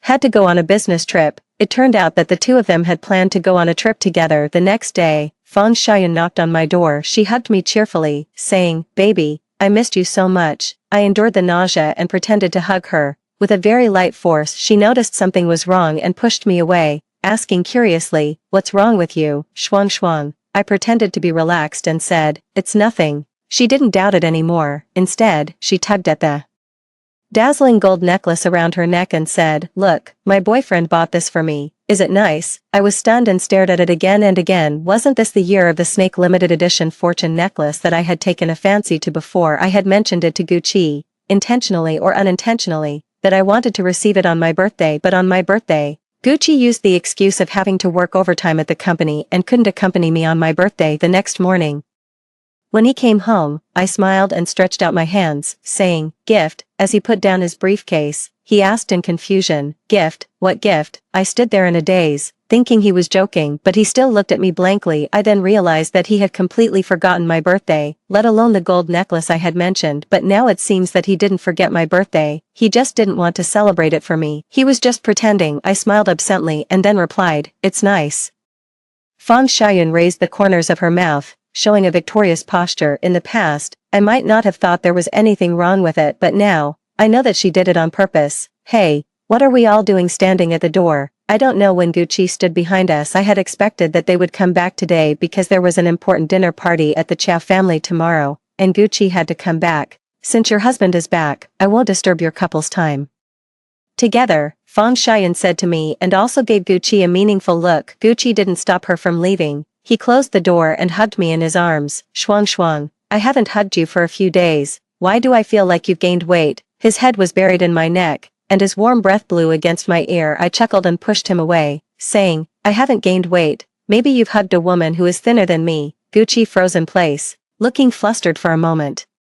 Quickly, he grabbed me as I was about to turn away and said, don't say such things. Besides you, who else would I hug? Then, he took out a bag from his pocket and handed it to me, saying, Xuan Xuan, this is the birthday gift I'm making up for you. I took it and opened it to have a look. There was a box in the bag, and the bottom of the box was sticky. When I opened it, it was a gold bean ring with a red string. I noticed that there was a gift mark inside the bag. Presumably, this was a gift given when buying the gold necklace. I disdainfully threw the things on the ground and said, no need. Then, I took out the gold necklace that I had wanted from the bedroom. I casually put it on my hand and said to Gucci indifferently, giving me something that's left over from others and expecting me to be grateful, Gucci, I can afford this thing. Asking you to give it to me was to give you a chance. Gucci's face suddenly turned ugly, but he still refused to admit it and said, stop making trouble. This was bought for you. I know you're not short of money, but this is my thoughtfulness. I looked at the gift label and nodded disdainfully at the Chow family's dinner party. Gucci and I interlocked our fingers, and he gracefully talked with the guests. You and your wife are truly a perfect match. After all these years, you're still so in love. I'm so envious. That's right. I bet you'll have a baby soon. Everyone was chatting happily, and Gucci echoed, soon, soon. Xuan Xuan and I will still be in love even after another 10 years. I raised the corners of my mouth and looked at the man I had once loved deeply, who was full of lies. My stomach felt as if it was churning. Xuan Xuan, Fang Xian's voice sounded behind me. I suddenly turned around and saw her waving at me gracefully. She rushed to my side, took my arm, and said happily, baby, I can finally attend your family's dinner party. Logically speaking, those who could attend the Chow family's dinner party were either rich or noble. There was only one explanation for Fang Xian's appearance. Gucci had allowed it. Gucci and I looked at each other for 2 seconds. He mumbled, why are you looking at me? Isn't Xian your best friend? Don't you allow her to attend the dinner party? Before I could speak, Fang Xian acted coquettishly again and said, baby, I went for an interview at Gucci's company yesterday and passed. He said that since I have a good relationship with you, he would bring me here in advance to experience the grandeur of high society. You're not unhappy, are you? I smiled and said, of course not. I'm so proud of my sister for being so amazing. Then, I turned my head and said to Gucci, why didn't you tell me in advance that you hired her? Gucci said, didn't I want to give you a surprise? I nodded thoughtfully. Just right. I also have a surprise for him. The main purpose of this dinner party was to find a partner for a project. Because of the large amount of funds involved, the Chow family specially organized this dinner party as my husband. Gucci was naturally confident, and the powerful and wealthy people present also flattered him. Seeing that the dinner party was about to start, the person I was waiting for hadn't arrived yet. I was a bit anxious, so I went to look for that person along the corridor. Unexpectedly, when I passed by the stairwell, I heard some strange sounds coming from inside. My hasty steps immediately stopped. This sound. Once I get this project, I'll take you to Bali for a trip. No, when are you going to divorce Chow Xuan? I want you to marry me. Just thinking that you have to touch her when you go back at night makes me feel bad. Gucci sneered and said, you're even getting jealous. If it weren't for my parents being eager to have a grandson, who would want to touch her? She's always like a dead person every time. So boring. It was still exciting last time, when that stupid Chow Xuan was helping me check the surveillance of Han Songchen. The two of us were in the hotel stairwell. The moment I learned the truth, my blood turned ice cold. It was indeed Gucci who accompanied us that day. I was so absorbed in watching the surveillance that I completely forgot that Gucci and Fang Xian had gone out one after another. My heart ached so much that I couldn't breathe. Just as I was about to push the door open, a hand suddenly grabbed my wrist. Don't be impulsive, they won't end well. A pleasant voice reached my ears. I looked up, and Han Songchen's sharply defined silhouette was against the light. His warm hand covered the back of my hand. I blushed and pulled my hand away. He said, let's go, finish the important thing. I suppressed the anger in my heart and nodded. Gucci adjusted his clothes at the door and then sat down beside me. He explained to me, I had a bit of a stomachache. I looked ahead and ignored him until Fang Xian also came back from outside. A minute later, she walked over quickly and sat down on the other side of me, deliberately revealing a clear hickey. She said, baby, it's my first time at such an occasion. It's really an eye-opener. I sneered and said, well, it really is an eye-opener. She thought she had won a trophy, but she didn't know that the show was yet to come. On the stage, my father read out the names of the companies that came to compete for the project. The first one was the name of Gucci's family. Finally, my father put down the booklet in his hand and said,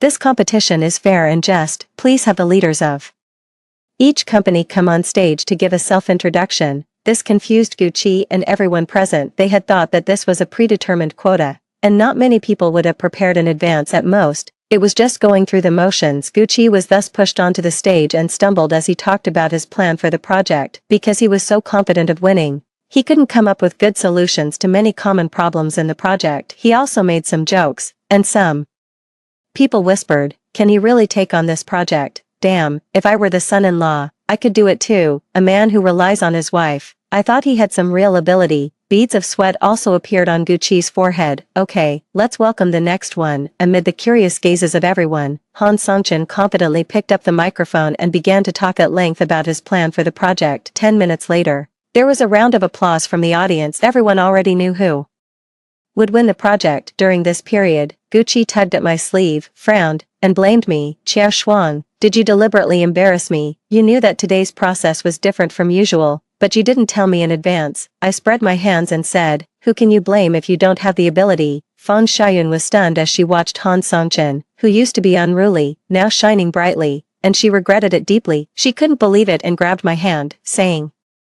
"Shuang Shuang, when did Han Sung-chin become Mr. Han?" I smiled and said, "After you divorced him, he went home to inherit the family property." Fang Xiaoyun said unhappily, "It was you who obtained the surveillance footage and personally helped us get divorced. It's all your fault. You made me lose my good life. I think you're a green tea bitch." After saying that, she picked up a glass of champagne on the table and threw it at my face. I don't know when Han Sung-chin walked to my side, he pulled me aside, and the champagne missed me and spilled all over the floor.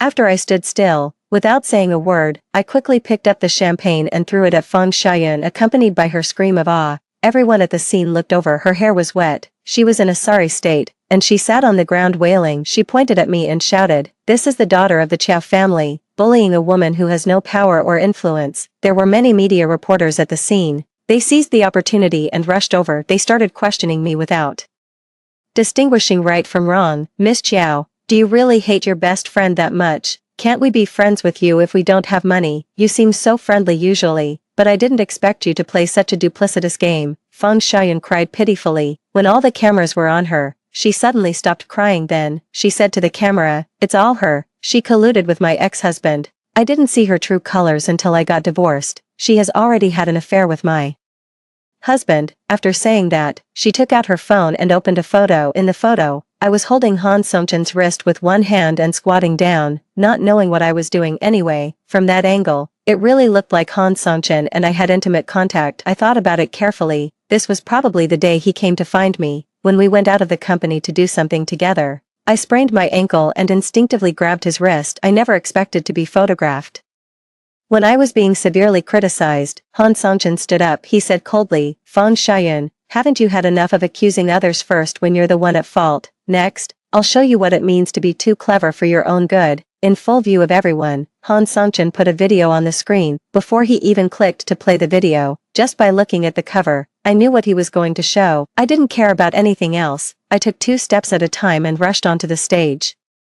Snatching his phone and disconnecting the Bluetooth connection, I shook my head at him and said, "No, if you play this video now, it will be an invasion of someone else's privacy. Moreover, there are too many live streaming devices here. You might even get arrested if things go wrong." My professional ethics compelled me to do so. While everyone was still confused, Gucci panicked. Others might not know what it was, but he knew very well. Fang Xiaoyun stood in front of the stage, haughtily saying, "Play it, Han Sung-chin, why don't you dare to play it?" Seeing this, Gucci rushed forward and covered her mouth, whispering fiercely in her ear, "Enough, Xiaoyun." He forcefully dragged Fang Xiaoyun out of the hall, and the reporters were blocked by his bodyguards. Han Sung-chin frowned and asked me, "Just let them go like this?" I smiled bitterly and said, "We can't sacrifice your future for these 2 despicable people, can we?" After hearing this, Han Sung-chin burst into laughter, almost unable to close his mouth. The corners of his mouth curved into a nice arc, and he said, "You underestimate me, Chiao Shuang." He clicked on the video that hadn't been played on the public screen just now. In the video, Gucci and Fang Xiaoyun were seen holding hands and kissing during their trip to Jeju Island. Since it was nighttime and the visibility was poor, I mistakenly thought it was the video he had taken outside the stairwell just now. I stamped my foot in regret and muttered to myself, "Ah, my damned professional habit." Han Songchen shook his head at me indulgently and said, "I really can't do anything about you." At night, Gucci pushed open the door of the bedroom and pulled me into his arms. His voice was soft, with a hint of flattery. "Shuang Shuang, things aren't as you think. She and I are just friends. Xiaoyun is your best friend, so I agreed to let her join my company. Isn't that to show you some respect?" I smiled but remained silent, staring intently into Gucci's eyes. He felt a chill under my gaze. Then he took out his phone and put Xiaoyun on the blacklist right in front of me. He raised 3 fingers solemnly and said, "I, Gucci, swear to the heavens that I won't do anything to betray my wife." He shook my arm, as if acting coquettishly. "Wife, talk to me. I forgive you." Without hesitation, I casually pushed his hand away. I added, "I'm too tired today. Don't touch me. Just go to bed quickly." I turned on my side and stopped looking at him. However, from the reflection of the bay window, I saw him smiling triumphantly. I guess he was thinking that I was easy to placate. The next morning, the phone rang. "Hello." I answered the phone in a daze. A very deep and ambiguous male voice came from the other end. "Chiao, get up quickly. I'll take you to City H to have soybean milk and fried dough sticks." Gucci beside me was awakened by our commotion. Hearing the man's voice, he immediately sat up alertly and questioned me. "Who is that, inviting you to breakfast early in the morning?" I got up lazily and started choosing my clothes. Then I casually said to Gucci, "Oh, a friend inviting you to breakfast early in the morning. What kind of breakfast requires going to the neighboring city to eat? Can't you have it at home?" Facing his questions, I just felt annoyed. I perfunctorily answered him while quickly changing my clothes. "He's not an ordinary friend, he's a partner of the Chow family." After saying that, I heard a rumbling sound downstairs.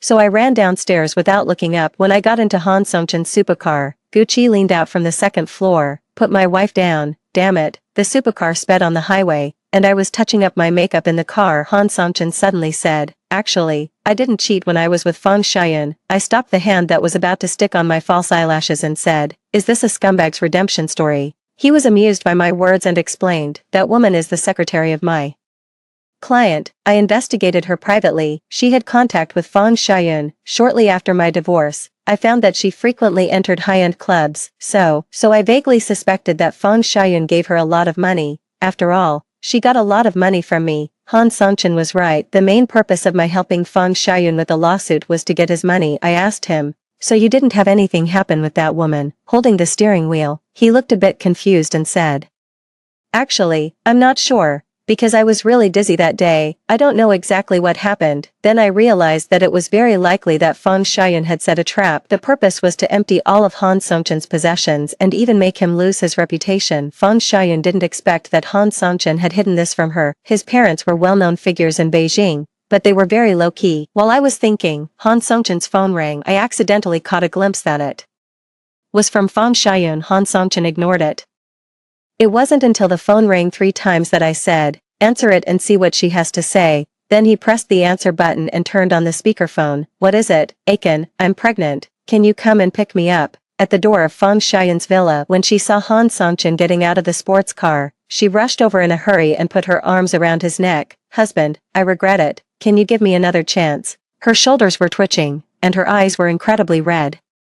For the sake of caution, Han Songchen insisted on taking her to the hospital for an examination. She was unyielding and held up the examination form in her hand, saying, "I've already had an examination. Don't you trust me?" Han Songchen smiled softly, walked beside the supercar, and said to me, "Sorry, the car can only seat 2 people. I'm sorry to trouble you." I sensibly got out of the car. Fang Xiaoyun incredulously stepped forward and raised her hand. "You fox, it's all your fault that I got divorced." I grabbed her wrist and squeezed out through my teeth, "Fang Xiaoyun, don't push your luck." After saying that, I walked outside, hailed a taxi, and left. On the way back to the law firm, I looked at my phone. Gucci had called me dozens of times and sent countless messages. "What's the relationship between you and Han Songchen? If you go, don't come back. You're such a fickle woman." "Wife, I was a bit harsh. Please come back." While flipping through the chat records, lawyer Lu, who had the best relationship with me in the law firm, called me. "Hello, Lawyer Chiao, something terrible has happened." When I rushed to the law firm, I found that the company's sign had been smashed. There were also several glaring red words sprayed on the wall. "Chiao Shuang is a mistress who destroys other people's marriages. She deserves to die." People around were pointing fingers at me. Only Lawyer Lu stepped forward to comfort me. Don't listen to those gossips, I know best what kind of person you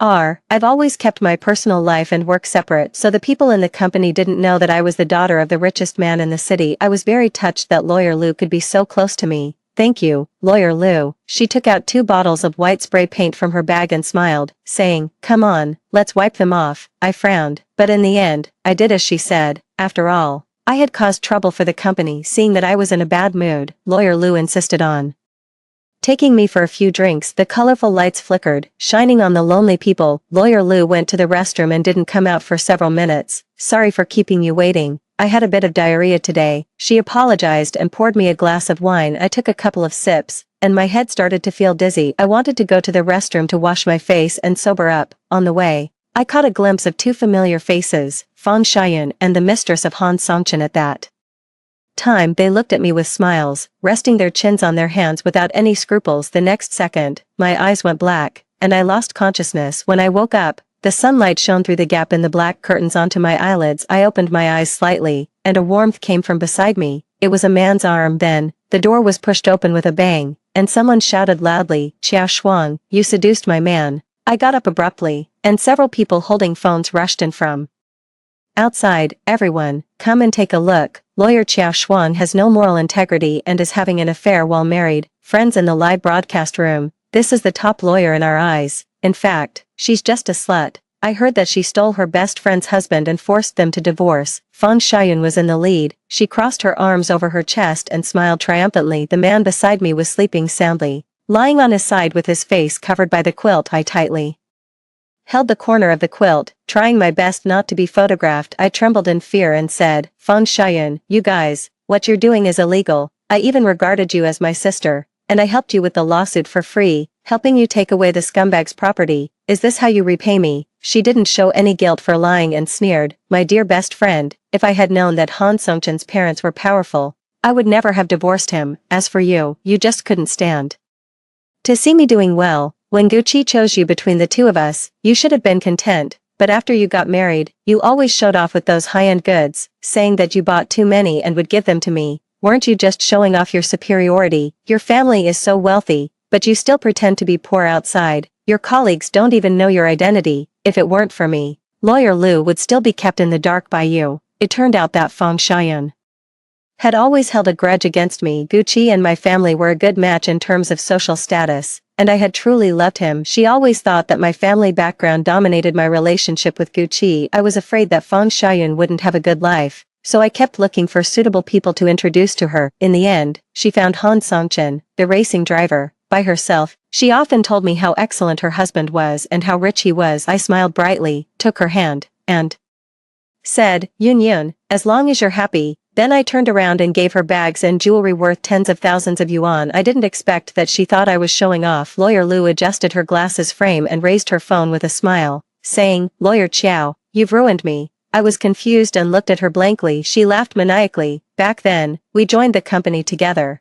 Your academic qualifications were not as good as mine, and you took on fewer cases than me. You weren't even among those who worked overtime. But what happened? A trace of sadness flashed in Lawyer Lou's eyes. But you have a wealthy family, great power, and are good at speaking. That's why you won Mr. Pay's favor and were given so many major cases. Are people like us, who have no family background, just meant to be the stepping stones for your promotion? She pointed at Fang Xiayun resentfully and said, if it weren't for Xiayun, I would still be kept in the dark. I was wondering why I couldn't catch up with you no matter how hard I tried. It turns out that you're the daughter of the richest man. The world is so unfair. After listening to her accusations, I just felt a pang of pain in my heart. Over the years, I haven't had an easy life. Although I don't have to worry about food and clothing, I also have my own ideals and ambitions. I only take on major and important cases and have never lost a case. That's why I became famous. Normally, I help those poor victims who can't afford a lawyer. With their lawsuits, I often stay up late, memorize legal provisions, or watch the trial processes of some cases, but I've never been showy and have always been low-key. However, Lawyer Lou misunderstood me and thought that I never worked overtime and didn't work hard. A satisfied smile appeared on Lawyer Lou's face. She stepped forward and grabbed the corner of the quilt. However, today, you will fall from your pedestal. She pulled the quilt away, and the man beside me was revealed. Everyone was stunned. Gucci was hugging me outside the door. There was the sound of applause. What a frame-up. Everyone turned around in unison. Han Songchen, dressed in a suit, was clapping and cheering. Fang Xiaoyun unconsciously took 2 steps back, covered her mouth, and stammered, you shouldn't be in Qiao Shuang's bed. The corners of my mouth curved slightly. I picked up the sheer coat beside me and put it on. I lowered my eyes and woke up Gu Qi, who was still sleeping soundly. He opened his eyes sleepily, the moment he saw Fang Xiaoyun. His pupils suddenly shrank, and he sat up from the bed. Since everyone is here, let's make things clear. I turned my head and said to the camera, Gu Qi and Fang Xiaoyun wanted to join forces to push me and Han Songchen to the forefront of public opinion. During the time I was helping Fang Xiaoyun with the lawsuit, she met Lawyer Liu, and the two of them hit it off and designed this trap. How did I find out that Lawyer Liu was acting strangely when she took out 2 bottles of white latex paint? I clearly saw that there was a 3rd bottle of red paint still in her bag. Later, Fang Xiaoyun brought Han Songchen to the hotel, saying that she wanted to get back together with him. Han Songchen pretended to agree and came to the hotel. Fang Xiaoyun put a sleeping pill in his wine glass. He pretended to drink it and then pretended to be asleep, and she carried him to the bed. Then, she and Han Songchen's mistress went to the bar to meet Lawyer Liu. They happened to see that I was also out of my mind after drinking, and they brought me to Han Songchen's room. That's right, actually, I didn't drink the drugged wine either. I called Gu Qi and told him that the project my dad gave to Han Songchen could be his, and he came quickly. So, this is the scene you see now. Fang Xiaoyun slumped to the ground, shaking her head and muttering, no, it's impossible. How could this plan have leaked out? I smiled and said, Xiaoyun, no matter how much you calculated, you never expected that the Gu Qi who said he loved you is much more realistic than you, right? I turned my head and looked at the man on the bed whom I had once loved desperately. My heart was filled with bitterness. Gu Qi's phone password had never been changed. On the night he begged me to forgive him, I opened his phone for the first time. I took Fang Xiaoyun out of the blacklist and I saw their chat records. Gu Qi, I've come up with a way to make Qiao Shuang lose her reputation completely, so that you can divorce her. Justifiably, just let her sleep in the same bed as my ex-husband. I'll find someone to do a live broadcast and make them never recover. Gu Qi, are you crazy? Qiao Shuang is my wife, and I won't divorce her. Fang Xiaoyun, don't lie to me. Okay, Gu Qi, my hands are shaking now. You were the one who told me to get divorced. You said you would marry me. Now I have nothing. I really only have you left. Gu Qi, damn it. Stop pestering me. It's your ex-husband who caused me to lose the project that was already in my hands. Do you know how much money I lost? Fang Xiaoyun, that's why I said let them both lose their reputations. Gu Qi, get lost. Upon learning the truth, Fang Xiaoyun's legs went weak, and she slumped to the ground. Tears streamed down her face, making her look pitiful. She cried and shouted at Gu Qi, questioning him, did you really never love me even for a single day? Were all the years we spent together fake? Gu Qi turned his face away, not daring to look at her, and said, I never loved you. Sleeping with you was just for the thrill. Men are much more realistic than women. Fang Xiaoyun stood up reluctantly and roared, no, it's impossible. You said you loved me. After saying that, with overwhelming hatred in her eyes, she turned her head and looked at me. Almost in an instant, she picked up a vase from the hotel and threw it to the ground. The vase shattered instantly, and the water in it splashed everywhere, causing the scene to be in chaos for a while. She picked up a piece of the fragment, shouting and rushing towards me, since he doesn't love me, you won't be able to get his love either. No, be careful. 2 men shouted simultaneously. The moment the fragment fell, I instinctively closed my eyes. When I opened my eyes again, I saw blood spreading on the ground. I looked up and met Han Songchen's gaze. He covered his wound and asked me cautiously, are you okay? Tears suddenly filled my eyes, and my fingers trembled as I stroked the injured area. The warm blood kept flowing, and I was crying so hard that I couldn't speak. Call an ambulance, hurry, call an ambulance. Everyone was stunned with fear, including the netizens in the live broadcast room. At this time, Gu Qi had already controlled the crazy Fang Xiaoyun. The others were also in a hurry to call 120 and 110. A month later, outside the Civil Affairs Bureau, can't we not get a divorce? Shuang Shuang. Gu Qi's broad hand gripped my slender wrist. No, I remember when you proposed to me, I asked you a question.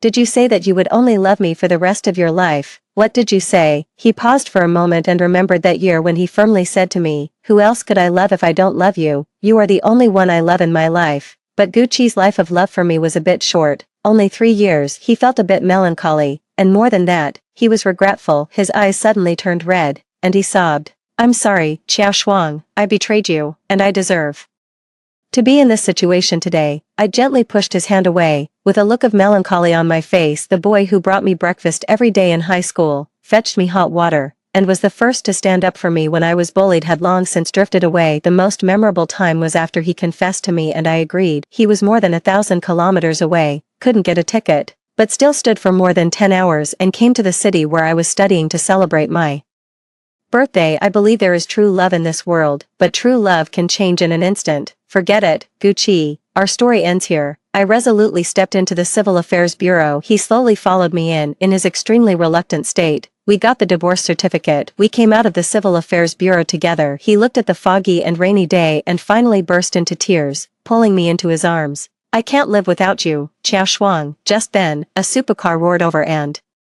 stopped beside us. Gucci immediately held back his tears. When I saw that it was Han Songchen, a smile immediately appeared on my face, and I ran towards him, saying, I thought you weren't coming, then let your husband accompany me, Han Songchen said in a sarcastic tone amidst Gucci's endless regret. I got into someone else's car. Let's go. My dad is still waiting for us at home. During this period, my dad had been keeping a close eye on the project managed by Han Songchen. Compared with the projects that Gucci had been in charge of before, Han Songchen was really dedicated. Just looking at the profits, they had increased several times compared to before. At the dinner table, my dad couldn't stop smiling and praised him as a young talent. Looking back, my dad had never looked at Gucci directly and always felt unhappy. At first, I was determined to marry Gucci, and my dad could only go along with my wishes. Now that we have settled things with the Gu family, our family business has been getting better and better. During the meal, Han Songchen mentioned, Uncle Qiao, I heard that you liked playing with supercars when you were young. How about we have a race? I immediately stopped him and said, my dad is getting old. Don't drag him into this nonsense. My dad wasn't happy when he heard this and said, you little girl, what are you talking about? How am I old? Let's race. Let's do it today. Boy, I'll show you that Xuan's dad is never someone who will admit defeat. He even stamped his foot in a hurry, making our whole family burst into laughter. That night, my mom and I were at the finish line, and we waited for my dad and Han Songchen one after another. Han Songchen got out of the driver's seat, took off his helmet, clasped his fists together, and kept praising, Uncle, you're so skilled. We younger generations really need to learn from you. My dad also got out of the car. He was very pleased to hear the praise. He also said modestly, not at all. The younger generation is formidable. The younger generation is formidable. My dad immediately commanded me, saying, what are you standing there for? Hurry up and pass some water to Xiao Han and wipe his sweat. Han Songchen changed his words according to the situation and said, thank you, Dad. The end.